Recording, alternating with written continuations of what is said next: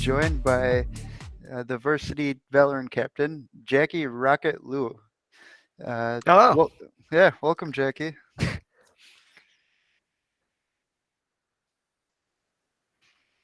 There Yeah, we good go. enough. Cool. So, Jieqi, tell us a little bit about your role with the Valorant Varsity team.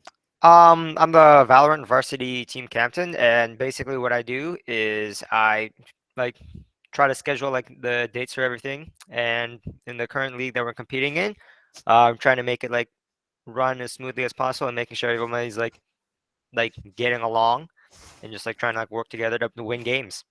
Yeah, that's cool. And I think you're shorthanding yourself saying you organize stuff. I see in here all the time. I don't organize as much as I like the scheduling of like dates as much as I should. I have one of my teammates do that because I think it's more important that like we get the whole team involved. I'm not the type of person that wants to like be taking every single one of the responsibilities because frankly I am not equipped to do that, but I can trust my teammates to like hold themselves accountable, and if they obviously aren't doing like what they need to be doing, that's when I step in and I'm like, okay, I can help with Cool. like other tasks.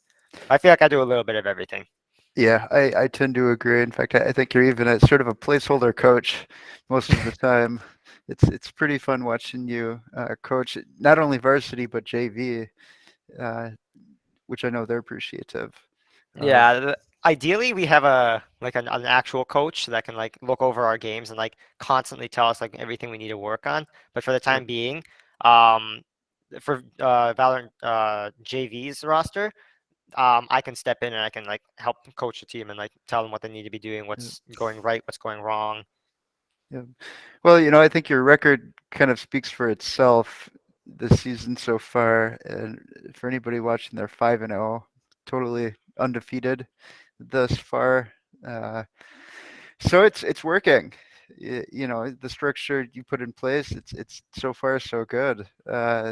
What do you think? I mean, did you expect to go 5-0 going into the season, or what did you think would happen? I didn't expect to go 5-0, but I definitely expected to do good this season. What I was hoping for initially was just that everybody's able to like learn to work together and learn how to actually like play as a team, because playing Valorant, like the game itself by yourself, isn't the same as playing with the team because there isn't as much communication and there isn't as much gelling between like each of the players on the team. So what I wanted was to make sure everybody like got along and played together, and even if everyone was like having a bad game or they weren't like doing as good as they needed to, we would like be able to help each other out. So I was only hoping to get like maybe 60-70% of wins, but I'll take 10-0. I'm going for 10-0 Right? now. Yeah, I mean, it could happen. I think It what's will the happen. yeah, what's the elo of what's the average elo? I want Let's to rank. say our bracket is averaging like diamond to plat players, so they're not like bad players, but they're not like insanely good players for the most part. I We're feel like that's per like the average in our bracket and in our division or region. because we're primarily radiant, aren't we? We are primarily Ascendant and Immortal, which is Yeah, like the ascendant and top, immortal. yep, I the mean, second two yeah. highest ranks. Yep. Besides Radiant, which is top 500. Yeah, yeah, we got lucky with Valorant players this semester. Very high elo players. In fact, we have one that he's our sub. The only reason he's not on the varsity team is because he's on Varsity Rocket League, Jason. So he's a very solid sub. Uh, so I guess wh- um, I guess what do you hope this season other than 10-0? I mean, it's our first season in the league that we're in. Uh, I guess actually before what you hope is what have been your impressions so far? I think that we can definitely go 10-0. That is definitely something we can do. I don't think it's a matter of do we go 10-0. I think it's a matter of do we drop a map at all, or do we like just like utterly destroy every other team? Because I want to get a 13-0. And to people that don't like understand Valorant, basically 13-0ing. There's 24 rounds in regular play, and the first to 13 is going to be the winner.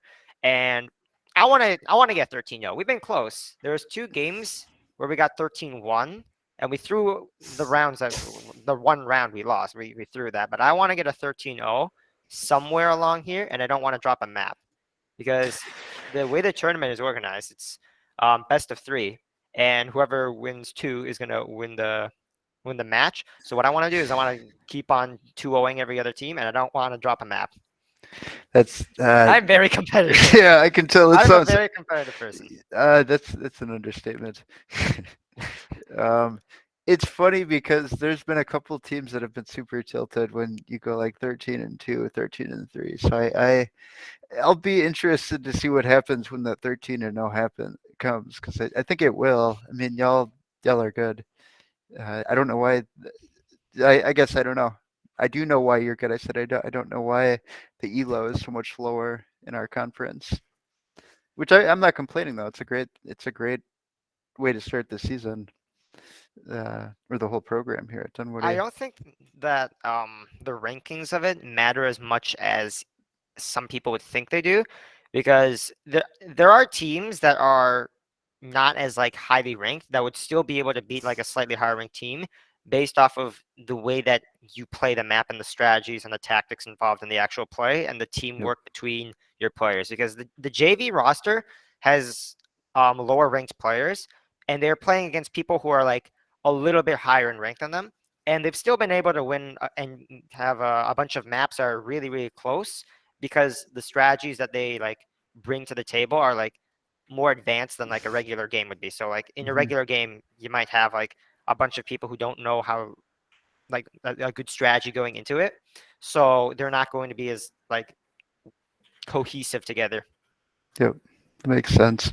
Uh, let's talk about the strategy a little bit, especially map bans.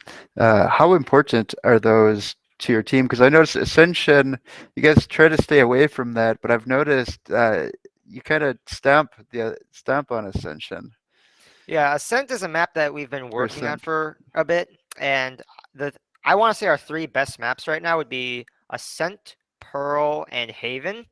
And it's because those are the 3 maps that we've been primarily practicing on, because it's not going to be easy to get good at every single map. So I want a couple maps that we're really, really good at and a couple maps you can fall back on in a worst case scenario. And there are a couple maps that we are permabanning. We're never playing, we will not be playing Icebox unless there's a team that exclusively plays Icebox, or there's a team that is like very, very bad on Icebox and we think we can beat them like very easily. So there's a Why? little bit of like looking ahead to see what the other teams like to play and what maps we think they'll ban. Because if they end up banning our maps, we need to be able to play the maps that they are better on. Yeah, makes sense. Why do you all avoid Icebox? The way the map is made, it's due to the fact that there is in a Valorant map, the maps are all structured very, very differently.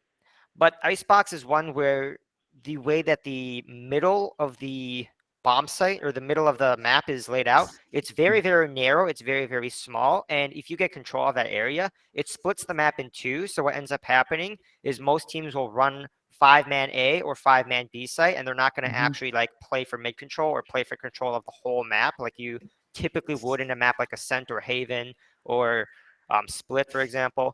But the issues with that we've found is that on Icebox, since it's more of just 5-man rushing, it's more reliant on an individual's aim, and we don't like that. We prefer to rely on our teammates and be able to like use the utility we have at our disposal to fight fights that are not fair for them, because we don't want to fight a fair fight. We don't want to give them a 50-50 gunfight where it's just raw aim. We want to blind them. We want to get information on their positions. We want to be using our utility to make it as advantageous as possible for us when we take those Yeah, gunfights.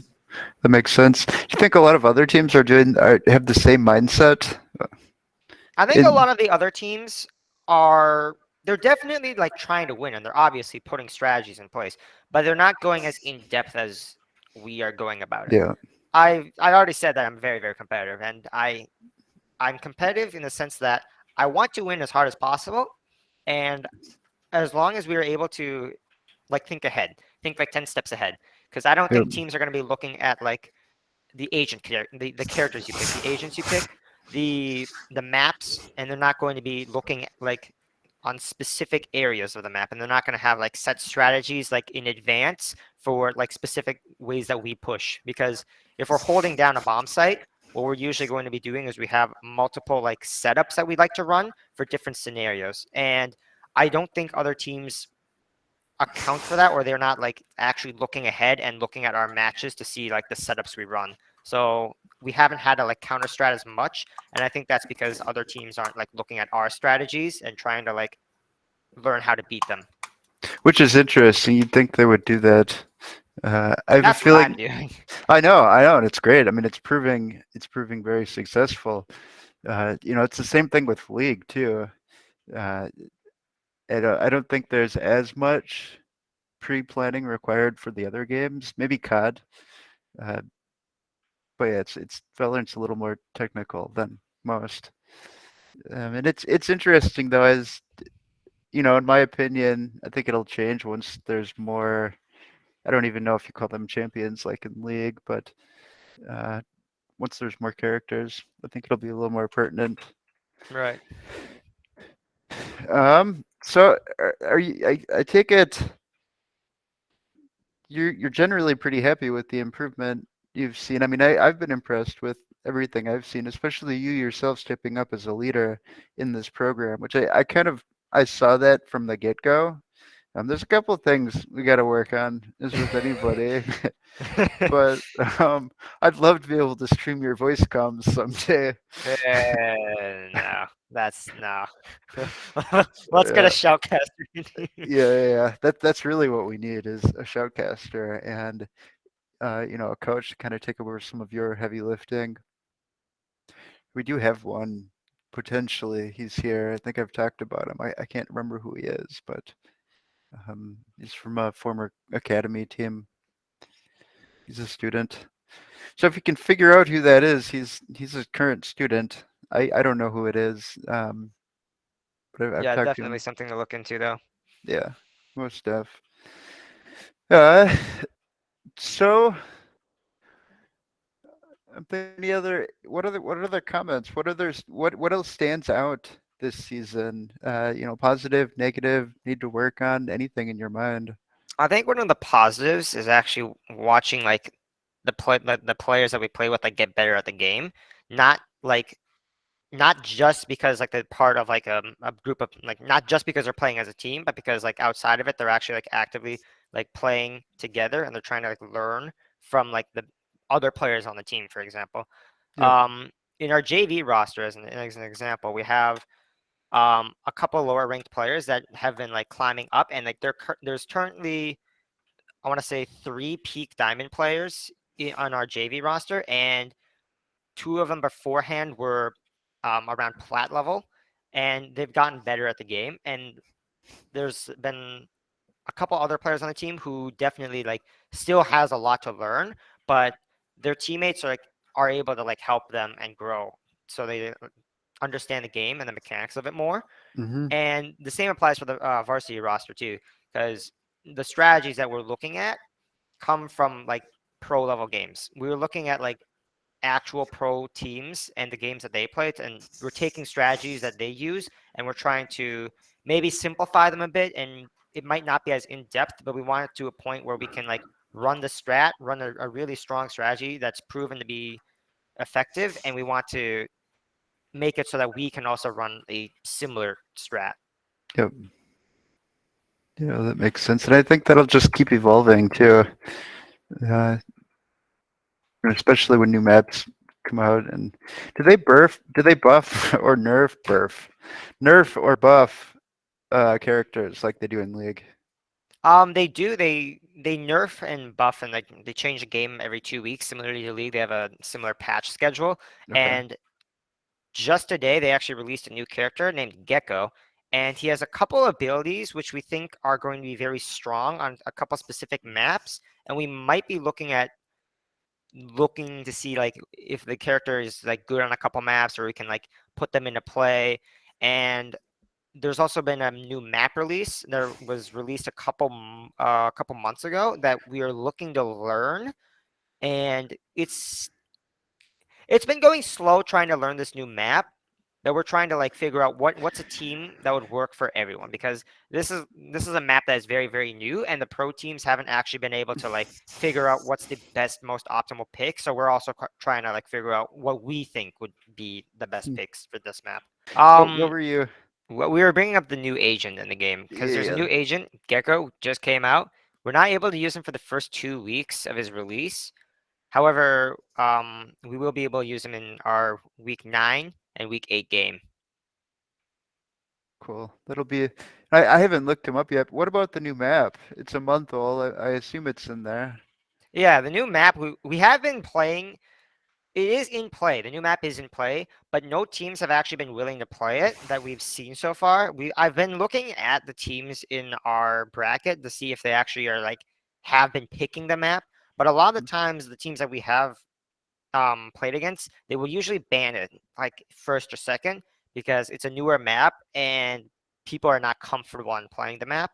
But I do think it's important to learn at least a little bit of it because we do have a team comp for that map where we pick specific agents, but I'm not sure how effective it would be because we haven't actually like practiced it as much as I'd like to have.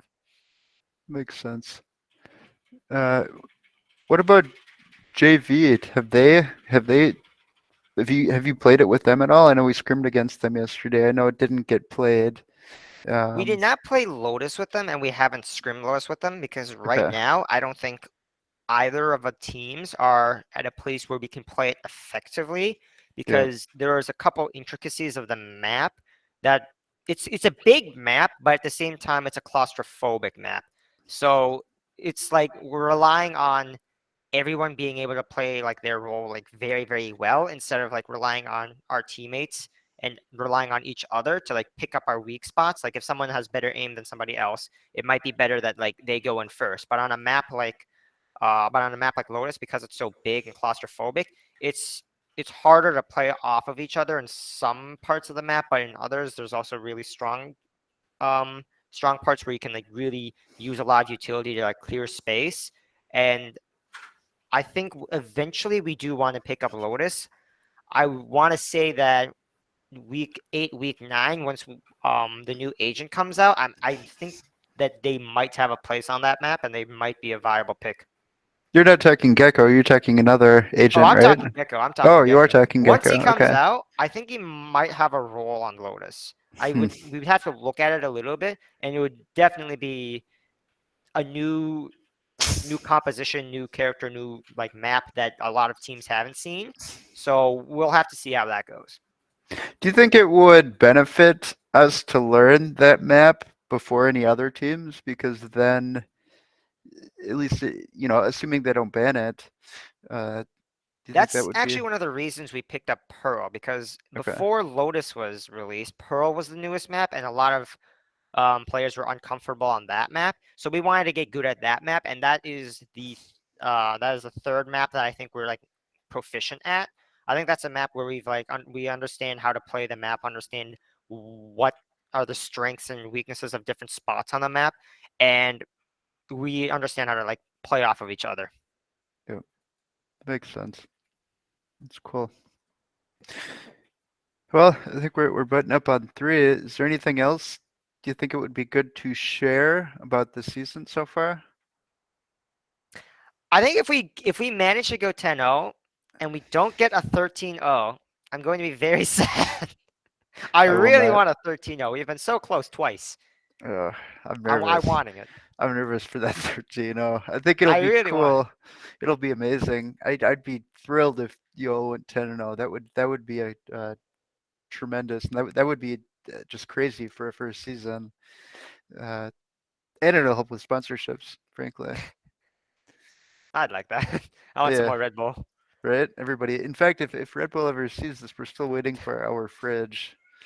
I think it's it's been a month and a half. We're still waiting on that. Well, thank you, Jieqi. This has been enlightening. Again, y'all are doing great this year. Valorant, Varsity, and JV. Frankly, we're very, very lucky to have you all, especially in your leadership position that you're in. So, yeah, thanks for joining. Yep. And I will I'll talk to you soon. Yep. Thanks for having me. Bye, everyone.